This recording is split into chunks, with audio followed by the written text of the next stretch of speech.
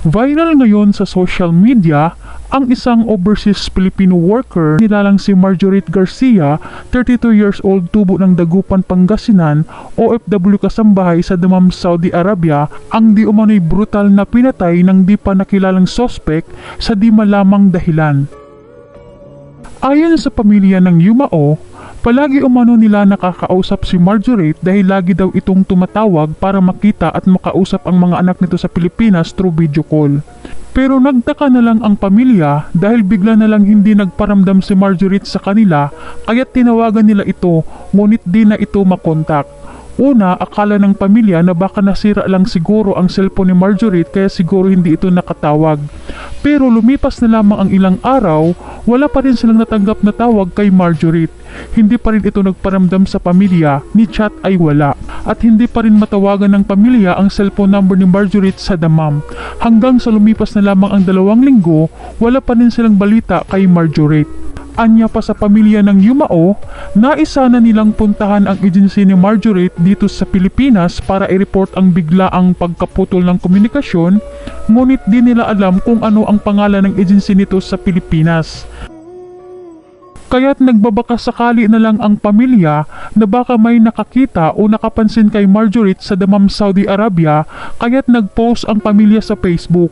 Nanawagan na sana'y i-PM sila kung sino man ang nakakakilala o nakakita kay Marjorie Garcia. Ayon naman sa post ng isa sa kaanak ni Marjorie Garcia, nagtaka umano ito dahil hindi man lang daw inireport ng amo ang nangyari kay Marjorie. Anya sa kaanak, September 15 na putol ang komunikasyon nila kay Marjorie. Nalaman nilang patay na nito lang September 27, 2023 na ayon sa kaanak, kung hindi pa nila ito hinanap, hindi umano nila malaman na patay na pala si Marjorie. Kaya't nanawagan ngayon ng tulong ang mga kaanak ng biktima kina Senator Raffy Tulfo at OWA Administrator Arnel Ignacio na sana'y matulungan silang mabigyan katarungan ang karumaldumal na pagpatay sa kanilang kaanak na si Marjorie B.I. Gonzales Garcia. Dahil ayon sa kapatid, hindi na nila alam kung alin ang totoo dahil sa napakarami umanong nagkalat sa social media na pinatay daw ang kanyang kapatid ng isang Kenyan at meron pang nagkalat na pinatay daw si Marjorie ng isang Ethiopian at may nagkalat pa na pinatay daw ito ng Aprikana. Kaya litong-lito na ang pamilya ngayon dahil sa mga balita na inilabas sa publiko ng ilang mga OFWs na kalat ngayon sa social media. Kaya hindi alam ng pamilya kung sino ba talaga ang totoong suspect. Kaya't labis na nagsusumamo ang pamilya ng biktima na sana'y tulungan silang maimbestigahan ng mabuti ang krimen na nangyari kay Marjorie para malaman nila kung sino ba talaga ang totoong salarin sa pagkamatay ni Marjorie. Anya pa sa kaanak niyang Yumao, hustisya ang kailangan namin. Mahirap man o mayaman ang gumawa, buhay ang kinuha niya, dapat panagutan niya. Sa ngayon, gumugulong na daw ang investigasyon, kasalukuyan na daw inalam ng mga otoridad ang krimen na nangyari kay Marjorie. Ngunit marami sa mga OFWs ang may sabi na pinatay daw ito ng Kenya na kasamahan nito sa trabaho na isa ring kasambahay. Sa isang post ng isang OFW, tinumbok nito na pinatay daw ng Kenya si Marjorie. Kaya pinag-iingat nito ang mga OFWs na may mga kasamahan na ibang lahi. Meron ding nagpost na isang OFW na pinatay daw si Marjorie ng kanyang kasamahan sa trabaho.